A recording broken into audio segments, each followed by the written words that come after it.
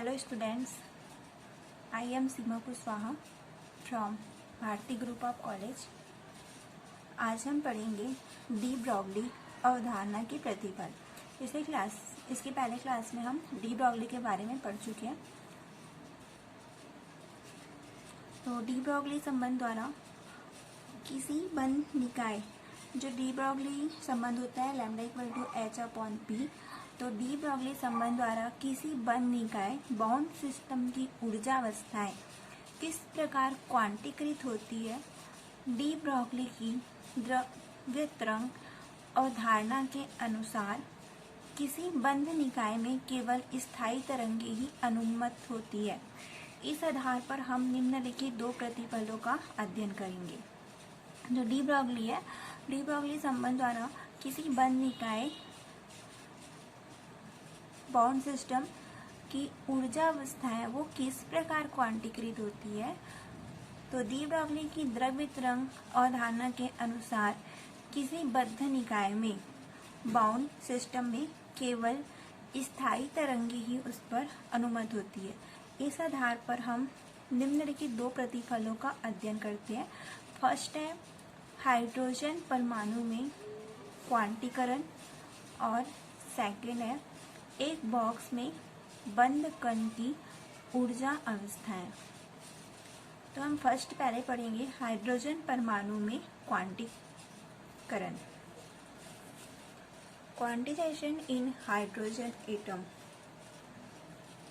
Hydrogen परमाणु के उत्सर्जन वर्णक्रम की व्याख्या के लिए बोर के क्वांटम प्रतिबंध के अनुसार हाइड्रोजन परमाणु के उत्सर्जन वर्णक्रम की व्याख्या के लिए बोर के क्वांटम प्रतिबंध के अनुसार इलेक्ट्रॉन है वो केवल उन्हीं स्थायी कक्षाओं में नाभिक के चारों ओर घूम सकता है जिनके लिए इलेक्ट्रॉन का कोणीय संवेग h/2π का पूर्ण गुणक होता है। हाइड्रोजन परमाणु के उत्सर्जन वर्णक्रम की व्याख्या के लिए बोर के क्वांटम प्रतिबंध के अनुसार इलेक्ट्रॉन है वो केवल उन्हीं कक्षाओं में नाभिक के चारों ओर घूम सकता है जिनके लिए इलेक्ट्रॉन का कोणीय संवेग है वो h/2π का पूर्ण गुणक होता है।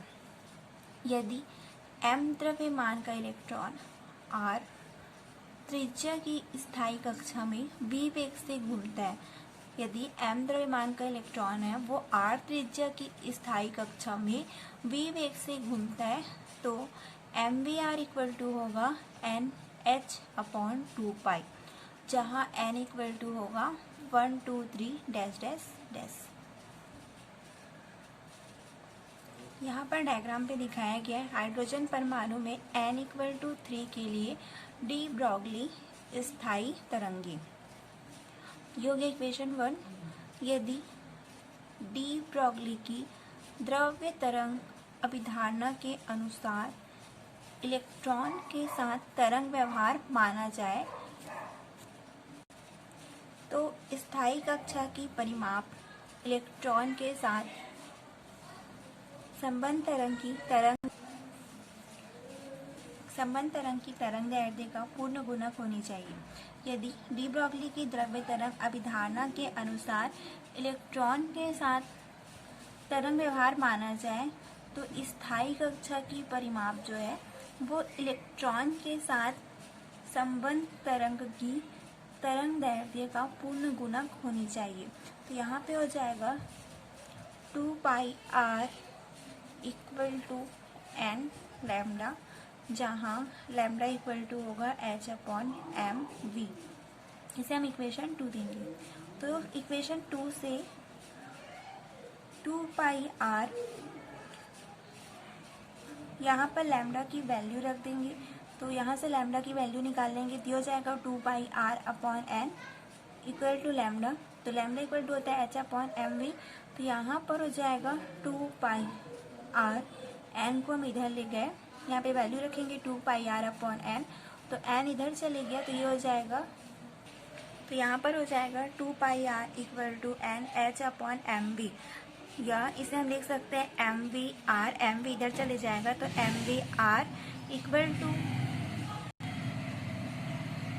M v r equal to हो जाएगा एन एच अपॉन 2 पाई। स्पष्ट है कि डी ब्रोगली की द्रव्य तरंग अभिधारणा बोर के क्वांटम प्रतिबंध 1 के अनुरूप है। यहाँ पर जो डी ब्रोगली की द्रव्य तरंग अभिधारणा जो है वो बोर का जो क्वांटम प्रतिबंध है 1 के अनुरूप है। सेकंड है, एक बॉक्स में बंद कण की ऊर्जा अवस्था है। Energy state of A particle enclosed in a box. माना m द्रव्यमान का एक कण है जो a लंबाई के एक बीमी बॉक्स में बंद है, अर्थात कण की गति है वो x दिशा में, अर्थात कण की गति x दिशा में होगा। x इक्वल टू 0 से x इक्वल टू a तक ही सीमित है। स्पष्ट है कि स्थायी तरंग के लिए x इक्वल टू 0 तथा x इक्वल टू a पर निष्पन्न बनने चाहिए। चित्र में स्थायी तरंगी को दिखाया गया है। यहाँ पर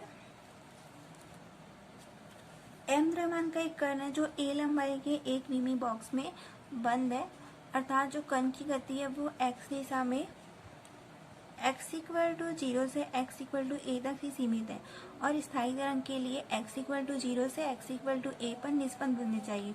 तो चित्र में हम स्थायी तरंगी को देखते हैं। यहाँ पे फर्स्ट है λ1 इक्वल टू 2a, इस पे एक ही बॉक्स को दिखाया गया तो λ1 इक्वल टू हो जाएगा 2a। और सेकंड पे है λ2 इक्वल टू है 2a अपॉन 2, इसको 2 भागों में डिवाइड कर गया तो ये हो जाएगा 2a अपॉन 2। और λ3 इक्वल टू है 2a अपॉन 3। एक बीमी बॉक्स में बंद कण से संबंध स्थायी तरंगी को यहाँ पे दिखाया गया है, जिसमें λ1 equal to 2a, λ2 equal to 2a upon 2 और λ3 इक्वल टू 2a अपॉन 3।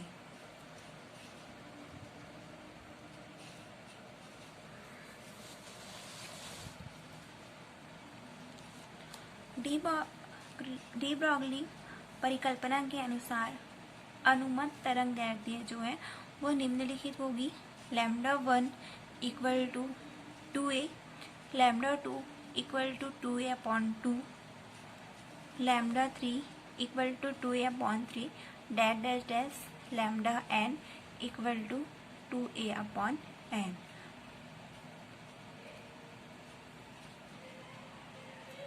तब कण का रैखिक संवेग होगा Pn equal to h upon λn, तो h upon 2a upon n, λn की वैल्यू हो जाएगी 2a अपॉन n। तो यहाँ पर n ऊपर चला जाएगा तो ये हो जाएगा NH अपॉन 2a तथा कण की ऊर्जा है En equal to Pn square upon 2m या En इक्वल टू हो जाएगा 1/2m।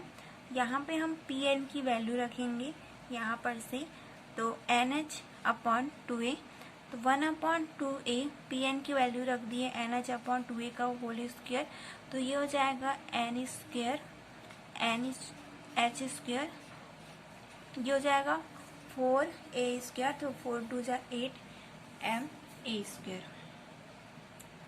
ये हो जाएगा इक्वेशन 3, जहाँ n equal to 1 2 3 dash dash dash. समीकरण 3 से स्पष्ट है कि कण की केवल कुछ निश्चित विविक्त ऊर्जा अवस्थाएं ही संभव है। यहाँ पर NH स्क्वायर H एक मिमी बॉक्स में बंद कण की क्वांटीकृत ऊर्जा अवस्थाएं को दिखाया गया है, जिसमें H square upon 8 ma square. अगर n इक्वल टू 1 रखेंगे तो यहाँ पर हम इक्वेशन 3 में अगर n इक्वल टू 1 रखेंगे तो ये हो जाएगा 1 का स्क्वायर h का स्क्वायर अपॉन 8 ma स्क्वायर। तो यहाँ पर आएगा h square upon 8 ma square. n equal to 1 पे, n इक्वल टू 2 पे तो इक्वेशन 3 पे हम n इक्वल टू 2 रखते हैं तो 2 का square h square upon 8ma square, तो ये हो जाएगा 4h square 8ma square. n equal to 2 पे n इक्वल टू 3 पे, तो यहाँ पर हम n की वैल्यू 3 रखेंगे, तो ये हो जाएगा 3 का वर्ग 9h स्क्वायर 8ma स्क्वायर। तो n इक्वल टू 1 पे आया h square upon 8ma square, n equal to 2 पे 4h square 8ma square, n equal to 3 पे n h square upon 8ma square. तो ये एक विमी बॉक्स में बंद कण की क्वांटीकृत ऊर्जा अवस्थाएं को यहाँ पे दिखाया गया है। तो इक्वेशन 3 से स्पष्ट है कि कण की केवल कुछ निश्चित विविक्त ऊर्जा अवस्थाएं ही संभव है, जबकि चिरस्मत सिद्धांत के अनुसार कण की ऊर्जा शून्य से लेकर कुछ भी संभव है। यहाँ पर चिरस्मत सिद्धांत के अनुसार जो कण की ऊर्जा है वो शून्य से लेकर कुछ भी हो सकता है।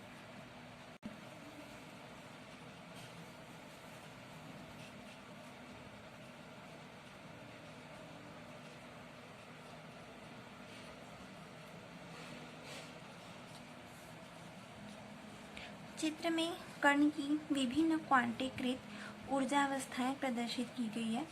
स्पष्ट है कि कण की न्यूनतम ऊर्जा वो शून्य न होकर h square upon 8m square है।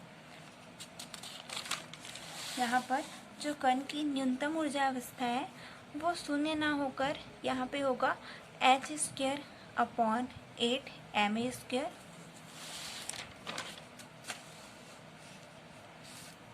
तथा शून्य अन्य ऊर्जा अवस्था है वो अविरत न होकर विविक्त होगा।